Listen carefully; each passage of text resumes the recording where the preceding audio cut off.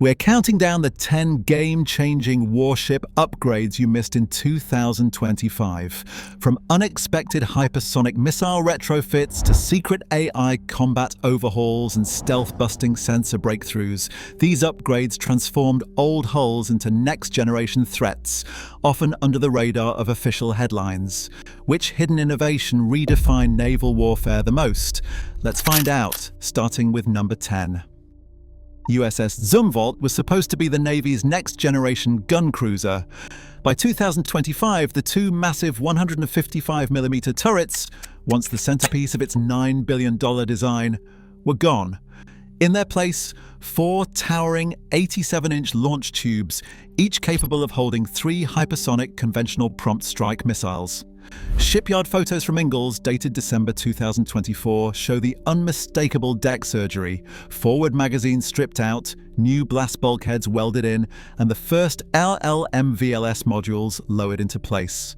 The Zumwalt's original mission had failed, but its hull found new purpose. With up to 12 CPS rounds on standby, this single ship can now threaten targets more than 1,700 miles away, reaching speeds above Mach 5. GAO reports confirm the conversion, and Raytheon's software team spent much of 2025 racing to finish the fire control code for boost glide trajectory planning. The first live fire test is scheduled for 2027. For now, the Navy's most expensive white elephant is officially a hypersonic strike platform, confirmed, documented, and unlike anything else afloat. China's Type 055 destroyers drew global attention in 2025, with rumors of a quantum radar breakthrough. University research grants and obscure procurement tenders hinted at prototype arrays based on photon entanglement, technology that, if real, could spot the faintest stealth aircraft. Satellite images from Huludao shipyard captured new mast fairings and power conduits on 2 hulls, fueling speculation of experimental sensor trials at sea. Technical presentations from the University of Science and Technology of China described dual photon detection and claimed immunity to jamming. Yet, outside China, skepticism runs deep. Western physicists point to the brutal realities of sea air, vibration and noise, arguing that quantum coherence collapses long before any jet appears on the horizon. No shipboard cooling arrays or distinctive radome shapes have surfaced in open-source imagery. No third-party lab has replicated the claimed 100-kilometer range.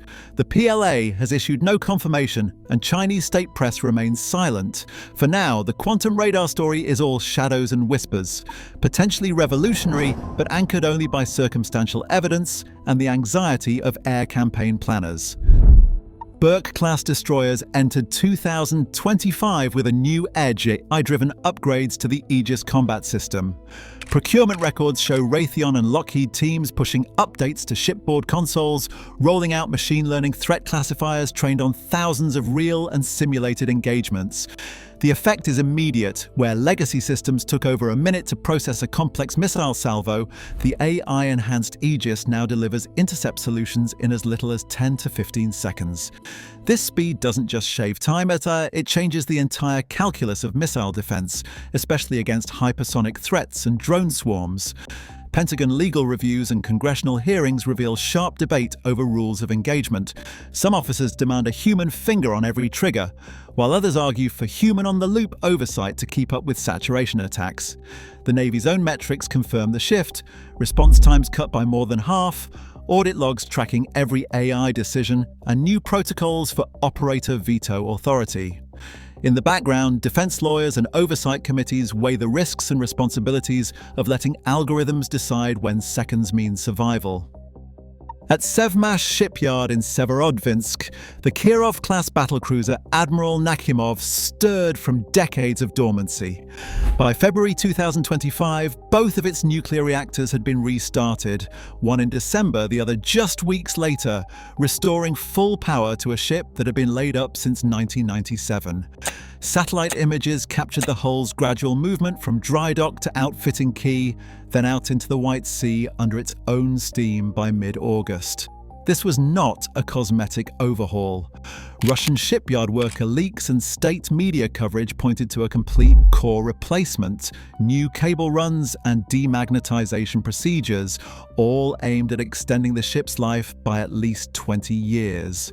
The modernization blueprint called for over 170 vertical launch tubes, with provision for advanced missile systems, potentially including the 3M22 Zircon hypersonic missile. But as of late 2025, no open-source evidence confirms those launchers are operational. Western analysts, once quick to dismiss the project as a Potemkin upgrade, changed their tone after tracking thermal signatures and observing reactor restart ceremonies broadcast by the Russian Ministry of Defense. The cost of this resurrection has soared past 200 billion rubles, reflecting the ambition and complexity of the refit. Official Russian doctrine now describes Admiral Nakhimov as a regional sea denial asset. Its presence alone complicates NATO planning in the Barents and Norwegian seas. The ship's return is confirmed by OSINT and MOD releases, but the true depth of its weapons fit remains a closely guarded secret. One thing is clear, the Cold War's largest surface combatant is no relic. It's back in the Arctic, with a new nuclear heart and a role at the center of Russia's northern hard power strategy. In 2025, defense expos in Zhuhai and a handful of online shipyard leaks revealed a new feature on China's Type 052D destroyers, bulky angular pods grafted to the hull and mast, absent from earlier blocks. CETC demonstration models and close-ups from the show floor point to a new generation of electronic warfare hardware, with RF antenna arrays and cooling grids echoing the design logic of the US Navy's SLQ-32 Block 3. These pods aren't just for show. Open-source analysts flagged repeated GPS spoofing and radar interference events in the East China Sea, syncing with the arrival of these upgraded destroyers. SIGINT reports from regional navies describe signal dropouts and scrambled drone feeds during close encounters, suggesting active jamming well beyond the ship's immediate air defense bubble. Unlike hard-kill missile interceptors, these systems operate in the shadows, disrupting sensors, blinding drones, and corrupting navigation data before a shot is even fired. The hull bulges, visible in both commercial satellite shots and defense exhibition walkthroughs, are the only public clues to their true function. Engineers at CETC claim the new suite can mimic, jam, or outright disable hostile ISR links, narrowing the gap with Western electronic warfare doctrine. While the PLA hasn't acknowledged the upgrade, the circumstantial evidence stacks up. New EW pod shapes, operational jamming reports, and tech demonstrations that mirror US capabilities. For adversaries trying to operate drones or precision weapons in contested waters, the Type 052D's soft-kill arsenal is now a tactical headache, corroborated by OSINT, and impossible to ignore. February 22, 2025 brought a turning point for carrier aviation at NAS Lakehurst. Inside Deadload Test Cell 2, the USS Gerald R. Ford's Electromagnetic Aircraft Launch System, EMALS, completed a full 200-cycle launch and recovery sequence with 0 faults. Every launch, every arrestment ran on the clock. Flight deck crews and engineers watched as the reset timer dropped to just 22 seconds between cycles, a leap from the old 30+. Navy test logs recorded the moment. Not a single abort, no system lockups, no emergency stops. The advanced arresting gear, paired with EMALS, handled both deadload sleds and operational aircraft without a hitch. NAVAIR's audit reports confirmed what the crew had long waited for. The system could now support up to 160 sorties per day, a number that puts it on par with the most reliable steam catapults of the past, but with faster cycle times and digital precision. Procurement records and performance reviews, once filled with red flags and cost overruns, now show the $13 billion investment finally delivering on its promise. Engineers and program managers described the atmosphere as electric. Years of frustration giving way to relief and pride. For the first time, the Ford-class carrier's electromagnetic launch tech is not just a testbed, but an operational asset. The sortie rate milestone is officially confirmed, with test data and audit trails to back it up. Western carrier aviation, long criticized for betting on unproven tech, now holds a proven edge in launch and recovery tempo, ready for whatever comes next. Satellite images from mid-2025 show the Fujian, China's Type 003 supercarrier, hosting a new breed of aircraft on its flight deck. At first glance, these drones resemble the GJ-11, a flying wing design with sharp, angular panels and almost no visible cockpit. What sets these trials apart isn't just the hardware. Defense contractors and state media references confirm that these unmanned combat air vehicles are being launched by electromagnetic catapults, the same EMALS technology that just reached reliability benchmarks in the West. But the real breakthrough lies beneath the deck and in the ship's data networks. Chinese defense sources and open-source intelligence point to a networked command system that links these drones not just to the carrier, but to the entire PLA Navy's digital battle web. Contractor blurbs and procurement specs hint at swarming algorithms and autonomous control, allowing a single operator to dispatch multiple drones for reconnaissance, jamming, or even coordinated strike missions far beyond the horizon. Corroborated OSINT shows test sorties in the Yellow Sea, with deck crews handling unmanned aircraft alongside Shenyang J-15, an early glimpse of a hybrid air wing. While no combat certification has been declared, the implications are clear. The Fujian's drone integration isn't about replacing pilots, it's about multiplying the reach and tempo of carrier operations.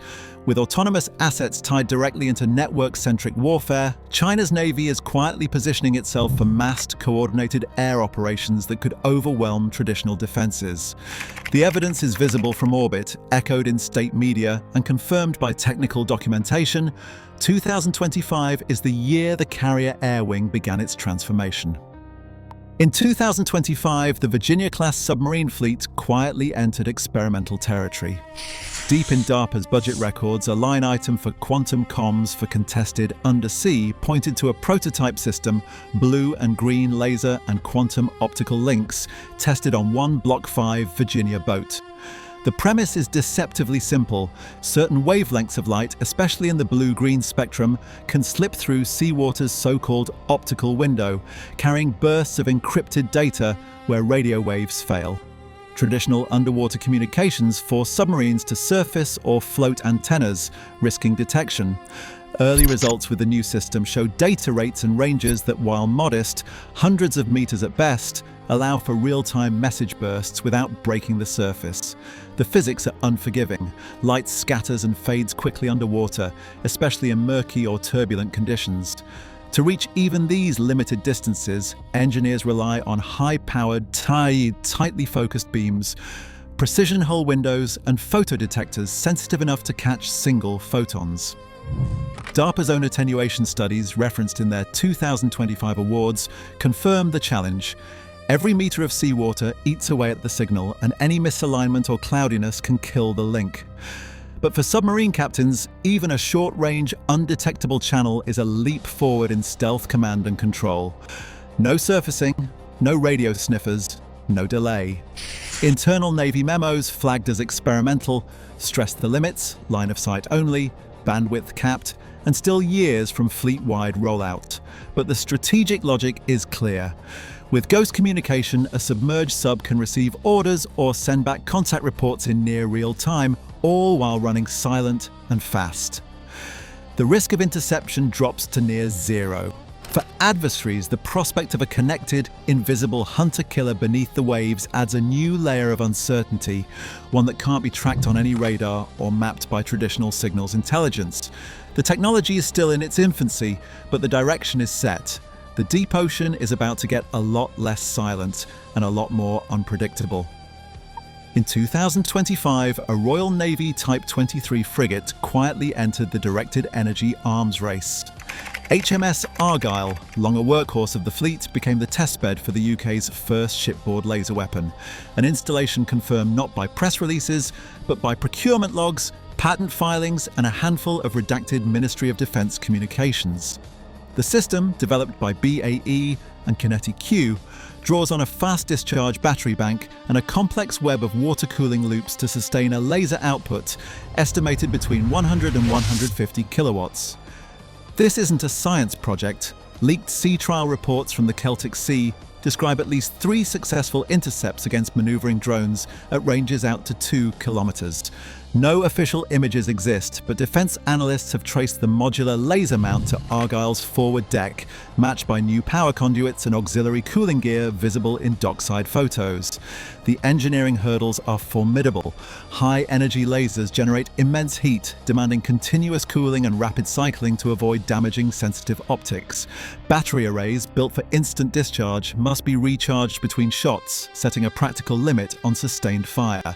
Even so, the system's performance in live fire trials has set a new benchmark for Western navies. Patent filings from 2024 detail beam stabilization and adaptive optics, key to holding a precise aim on fast, low-flying targets buffeted by wind and spray. Ministry of Defense logs confirm the weapon's integration with Argyle's existing combat system, allowing for real-time queuing and engagement under operator control. For the first time, a Royal Navy warship has demonstrated credible at-sea drone kills using a hard-kill laser, an operational milestone that moves directed energy defense from the realm of theory to fleet reality. The evidence is found in procurement trails, technical documentation, and the quiet satisfaction of engineers who watched a beam of invisible light carve drones out of the sky. As the technology matures, the prospect of AI-directed swarms and counter-swarm defense is no longer distant science fiction. It's a matter of engineering, policy, and time. USS Portland, hull number LPD-27, entered 2025 as something entirely new, an amphibious transport dock stripped of its well deck, now serving as the Navy's first operational hub for coordinated, multi-domain drone swarms. Ship logs from the late 2024 refit show the landing craft bay cleared out and replaced with racks and launch cradles for unmanned air, surface, and subsea vehicles. The conversion wasn't just hardware. Portland's command center received a classified AI Battle Manager suite designed to assign real-time tasks and targets across a network of more than 30 drones during live fleet exercises. The evidence comes together in the after-action logs from the Pacific Fleet's Manta Swarm trial conducted in the third quarter of 2025. Over the course of 3 days, Portland's AI assigned surveillance, jamming, and simulated strike roles to a shifting constellation of drones, some skimming the waves, others diving below, a handful circling high overhead. The ship's bridge crew documented 2 incidents where the AI's rapid retasking nearly pushed drones into restricted foreign airspace, triggering a manual override from the watch officer. The system logged both events as human veto, a reminder that even with the speed and flexibility of autonomous coordination, the final authority still rested with the crew. At least for now. Procurement records and internal memos point to the scale of the transformation. The Weldex conversion was completed by September 2024, and the new AI suite went online in March 2025. Ethics panels and legal reviews trailed the deployment, raising alarms about the possibility of flash war, a scenario where autonomous swarms escalate a confrontation faster than humans can intervene. Navy doctrine now requires human-on-the-loop oversight for any kinetic tasking, but the pace of AI decision-making is closing the gap between warning and action. Portland's confirmed role as a swarm command ship is more than a technical upgrade. It's a leap into system of systems warfare, where a single ship can orchestrate a web of unmanned assets across sea, air, and underwater domains. The implications are profound: distributed lethality, compressed decision timelines, and a new era of escalation risk. In a year dominated by upgrades and refits, Portland's transformation stands out as the moment when autonomous command and control became a reality, not a concept, but a confirmed capability, reshaping the future of naval power. From the USS Zumwalt's hypersonic missile retrofit to the USS Portland's AI-coordinated drone swarm command hub, this countdown has revealed how 2025's most powerful warships became something entirely new, not by launching fresh hulls, but by rewriting what old platforms could do. Across all 10 entries, the common pattern is clear. Navies are turning to stealth upgrades, advanced AI, directed energy, and electromagnetic warfare to outpace rivals without ever building from scratch. The most shocking entries, like the Royal Navy's Laserdeck gun and Virginia-class subs' Ghost communication, prove that breakthroughs aren't always headline news. Instead, the real balance of power is shifting below the radar, through incremental but radical leaps in sensors, weapons, and control systems. What made these upgrades qualify for the list wasn't just novelty, but their potential to disrupt doctrine and alter the rules of naval conflict. In 2025, the future of sea power belongs to those who can evolve fastest, turning yesterday's ships into tomorrow's game changers.